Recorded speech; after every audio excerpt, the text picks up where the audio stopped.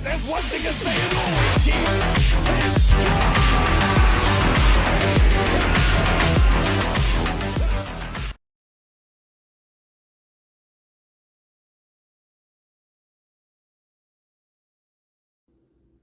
How's it going, everybody? It is Sand Prince. Today I'm going to show you guys my modded Nintendo Switch. It is running custom firmware and it is running Atmosphere. So I just wanted to showcase it real quick. We're going to jump right into it because there's a lot to show. Like I said, I'm running custom firmware. To have a modded Switch, it's got to be an old Switch or an unpatched Switch. This is a day one Switch using the OLED Joy-Cons. I got my OLED that I use is my main Switch, and then this one's my old one that I have modded. And the reason why I've done it is because you take a huge risk when you mod your Switch of being banned by Nintendo. So keep that in mind. This one is actually banned, but they just ban your console. So keep that in mind. I may have to have some of this stuff blurred out because, Nintendo is pretty particular about what's being shown in videos and stuff like that. But anywho, I'm going to jump right into it. Right off the bat, you can see I've got a custom theme. So this is my lock screen. Go into it. And then it has, if you go into all software. Now, if you're running custom firmware, you can change your theme at any time. You can make your own themes. You can download games from the free store. You can back up your cartridges, like I've got Breath of the Wild here, and I just backed up my cartridge. A lot of my cartridges, you can just back them up right on your SD card. It's pretty awesome. It can now run RetroArch, which is a all-in-one front end to be able to house a lot of old emulators. It's awesome. You can mod games that you currently have. So if I launch Breath of the Wild here, I'll just show you guys real quick. I've just dumped a few mods on here. Nothing crazy, nothing game breaking. Usually when I do mods, I try not to mess with the game too much. I just try and make it a little bit different. So I'm running a few Linkle mods. I've beaten Breath of the Wild, I don't even know how many times, a bunch. So having a little bit of variety, being able to play as Linkle with all of Linkle's gear and everything. I just thought that was really cool to be able to do on a Nintendo Switch. So something to keep in mind. If you guys are wanting to mod your Switch, you can only mod an old school Switch and day one, or I think they introduced the patch in like 2017, 2018. So if you bought your Switch after that, there's a good chance that it's not going to be moddable without a mod chip, which requires soldering and some other stuff. So keep that in mind. Yep, so I'm able to play as Linkle, which is pretty cool.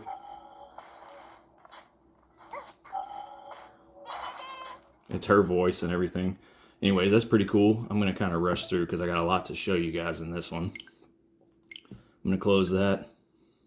Now, a lot of this I'm going to have to blur out, but you can get a free shop on here. So once you get the free shop, it's exactly like what it sounds like. You can dump your own games. You can download games, whatever. So I know you guys are, I'm probably going to have this blurred, but I'm scrolling by the page here. This is how many games are available. It's every game in every region. Okay.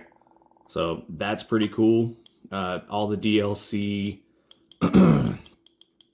you can back up your saves so you don't have to create a new account. You can do everything you want. You can transfer saves from your PC to your Nintendo Switch. So if you play on an emulator, there's a lot of cool stuff that goes into this.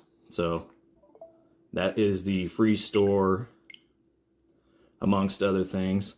Assassin's Creed just came out, and I've got that on here.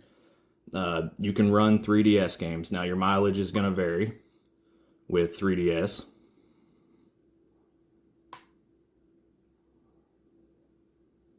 But it's just cool to be able to run this. I actually found that RetroArch The Citra RetroArch core and 1.8.9 version of RetroArch actually runs pretty good once you get through the main screen here. You get a little bit of audio chop. And I'll test out a few games and all of that, but I mean, it looks great.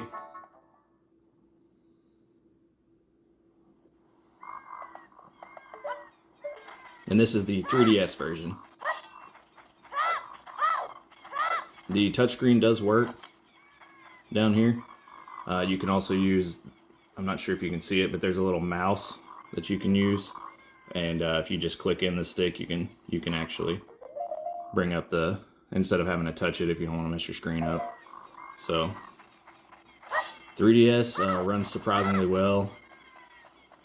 There are better ways to run 3DS on this, and I'll show you guys that here in just a bit, most likely. But yeah, this is, you have to tweak a couple of settings to get it to run like this, but it's nothing crazy. And if you guys want my settings and what exactly I'm running, just ask me in the comments and I'll help you out. Okay, I'm gonna go ahead and exit that. It runs 3DS pretty good. Okay, like I said, your mileage is gonna vary a little bit with 3DS. I've also got a DS emulator. And then what I've done is I've created, using a forwarder, I've created these little icons here that will allow me to jump directly into a game from my home menu here. So let's see if we can just check this out. So I've got the screens stretched right now, but this is all, you could change all of this. You know, none of this is permanent or anything like that. You can change the settings.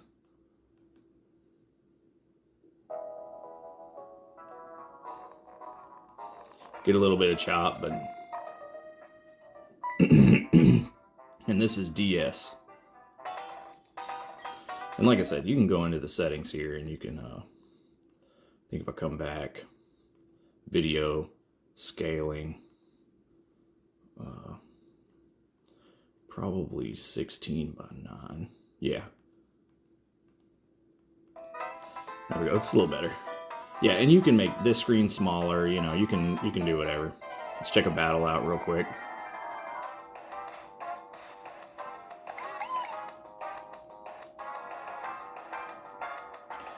And the touchscreen does work on this part as well. I think right here she's just teaching me how to catch Pokemon, so I don't think I can interact with it right here. But the touchscreen works no matter where you place it or whatever. DS games do work for the most part. Like I said, a little bit of tweaking the settings is going to help out, okay? I'm going to go ahead and exit this, but I've had good experience with the DS working pretty good. Okay, we showed RetroArch. A lot of these icons, and you guys may not be able to see them. I may have to blur them out, but you can customize these icons down here. Like if you wanted, you know, Breath of the Wild to instead have a picture of your family or whatever. You could do whatever. You know, you could put whatever kind of icons you want. It takes a little bit of tweaking in some settings, but there's programs for it, okay? Now, another cool thing about this, and this is something that I really liked, if you go to launch a game, you can hold R to go into your Homebrew menu. Excuse me. And you can connect via FTP, you know, to connect to your PC, which is awesome. So I can transfer files wirelessly without having to pop out the micro SD card. I can back up all my saves. Here's all my saves here, so I could back them up, I could move them over, I could do whatever I want. You can run Moonlight, which you can connect to your PC and then basically play your Steam games or whatever you have on your PC. And it works pretty good if you have good internet. Change your themes. And then this is just reboot to Payload, RetroArch, and a couple of other things. I do have an Overclock program. So the way it works is if you have a game that doesn't run great or whatever, you can download the Overclock program and you can edit the app's profile. So right now I'm just on the home screen or whatever, but if I hold L down and click in the right stick, it brings up my overclocking menu called Sys-clk. And then it will tell you my current overclock settings with the app that I'm on. and you can actually adjust this profile depending on if it's docked, in handheld mode, charging, etc. So that's really cool to be able to do. That's a big plus, because like I barely get any stutters anymore in Breath of the Wild in the forest, and it makes a big difference. Okay, but you know, anytime you overclock, you take a little bit of a risk. Yeah. Okay. Another cool thing about this, you do not have to keep the custom firmware switch. You can run other operating systems, Ubuntu, Android, Laka, whatever. Okay, I've already set that up. I partitioned my SD card. Let me hold this, and what I'm going to do is I'm going to restart it, and it's going to restart into my bootloader program. This is really cool because now it gives me the option to go into my Android program, go into custom firmware, or go into my official firmware. This I'm almost never going to use anymore because I've already got this console banned. They did ban my console. I knew they would. I didn't set up a Immunand, nothing like that. I didn't see a reason for it because, again, I have my other switch that I use as my main switch, and then this is my play switch. This is the one I goof around on. Okay, so we were in custom firmware. Let's go into Android. Now I'm going to pause the video for just a second because this is going to take probably about 45 seconds to load. Okay, it took actually about a minute. So this is my Android operating system. Now the system thinks it's an Android. I partitioned the card, my SD card, so it's a completely separate partition than the original Switch firmware. Okay, this is really cool for a lot of reasons. You know, the PS2 emulator, for example, is being worked on Android. The Dolphin emulator, which I'm not sure if you guys can really see that there. Yeah, so that's one of the Dolphin emulators, and then I have I believe it's an MMJ version of Dolphin as well, okay? So the reason why you would want to do this is because a lot of GameCube games, PlayStation 2 games, stuff like that works better through Android. So let me showcase a little bit. So I have tweaked some settings with some of these games. Let's go to GameCube, and we will go to Pokemon Colleseum. I've tweaked settings for this one already, and it does use my Joy-Con for input. I had to dump my Joy-Con's data, Bluetooth data, into the Android operating system, overclock it, and stuff like that to get it to run like this. But again, guys, if you need or you want some of my settings and you've already got this set up, you're running Android 10 using Lineage on your Switch, if you've already done that and you want the settings for this game, just give a shout. I'll help you out. My email is in my About section, so just hit me up on that. I'll get back to you. And Pokemon Colleseum is awesome. If you guys have never played this, you should definitely check it out. I recommend it. And this runs really well.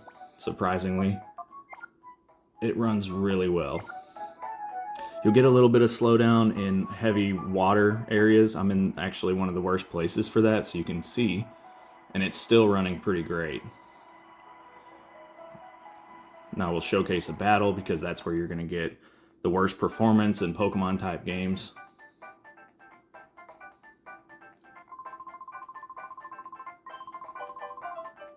Oh, I don't think she's going to let me. I think I battled them out. Yep. Well, trust me, the game actually runs pretty well in battles too. I don't think I've been down here before.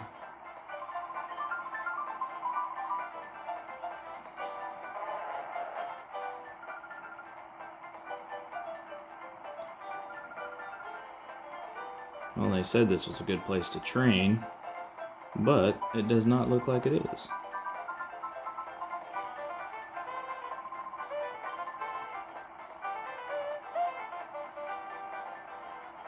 Yeah, all these people are just goofing around. But yep, it runs pretty well. I'm going to hit home, and all of this works just like an Android tablet. So, you can you can touch the buttons. You can, see, I'll just show you. You can touch them and it'll work just fine. Okay. Now, another game that I have found using the Dolphin MMJR version 11.457, I've found that this runs The Legend of Zelda Twilight Princess pretty well. So we'll check that one out. And again, I'm just kind of showing you guys what's on my system, some stuff that it's capable of. The Switch is actually pretty cool to mod. I know this is mostly a Vita channel, but the Vita homebrew scene is kind of slowed up a little bit, and Vita couldn't play, obviously couldn't play Switch games, or 3DS games, or DS games. So, we're kind of getting the best of all the realms here.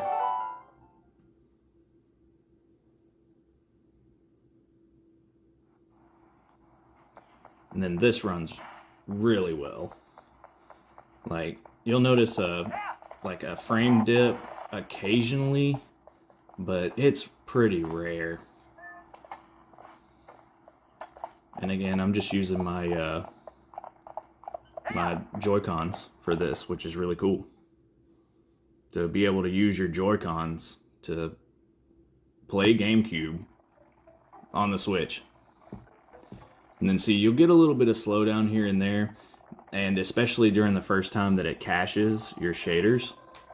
But once it caches these shaders, this won't be a problem here, and I'll skip this scene. Let's see how well. This is a heavy area now. So it's not perfect, but definitely getting there.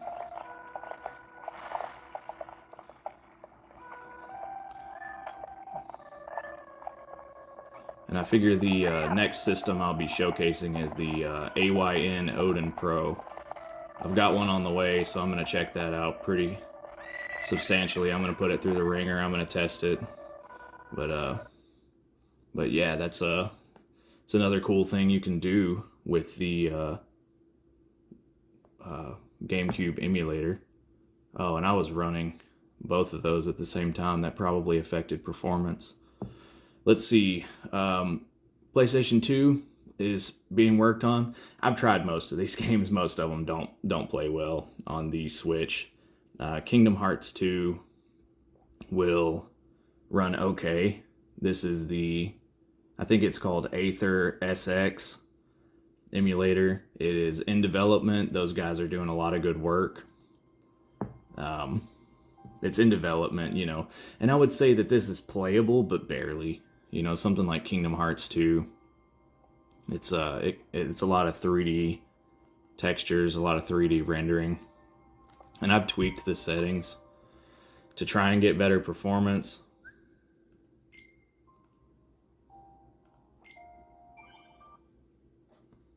Let's see what we got here. Just so you guys can get an idea of how things run.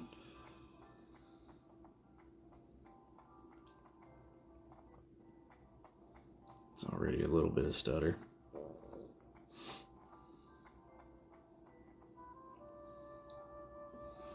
Yeah,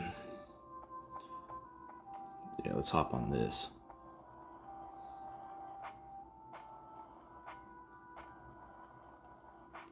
So I noticed that with this, it actually slows down a lot during battles. So keep that in mind. None of this stuff on Android is perfect, and I may repartition my card to not even have it, but I thought it was just cool to try. And with a couple more settings tweaks, a couple updates to these emulators, you may be able to get better performance. So just keep that in mind. It's still in progress, but something cool you can do. Okay, I'm gonna exit out of that. I found that the Citra emulator through Android does work much better than the Switch's operating system, the native one from RetroArch. I'm going to restart here, and I can go right back to my bootloader. And this is so awesome because basically all I have to do is just that, and I can go back into my custom firmware, which is great.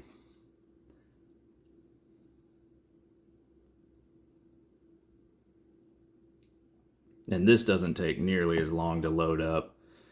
It's native to it, so. For anybody unaware, if the switch does die, so like if the switch dies, then you will have to re-inject your custom firmware. Now, I almost never let my switch die, but I can just show you the process of doing that and how simple it actually is. If you just turn it off, now when you boot it back up, it's going to be your original Nintendo Switch firmware. Okay, so here's how you would inject it. And again, I never have to do this, but if I'm out of town or something and you know, I've got no computer access, I can use my loader, which I've put my custom firmware in, and all you have to do is basically take the jig,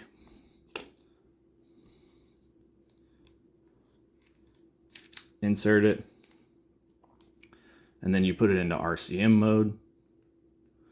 Okay, that should do it. And then I just inject it. And it's that easy, guys. You just inject it, and boom, custom firmware. Right back at it. You know, super easy. I've obviously got a portable option here. And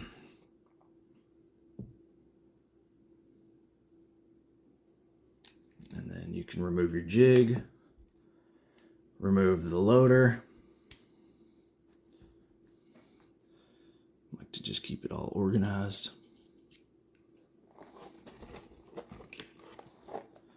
Put your Joy-Con back on, and we're modded again. Just like that. Super easy. All right, guys. Well, that's pretty much it. I can't think of anything else I need to show. Like I said, customize themes, customize icons. You can get any game you want on here.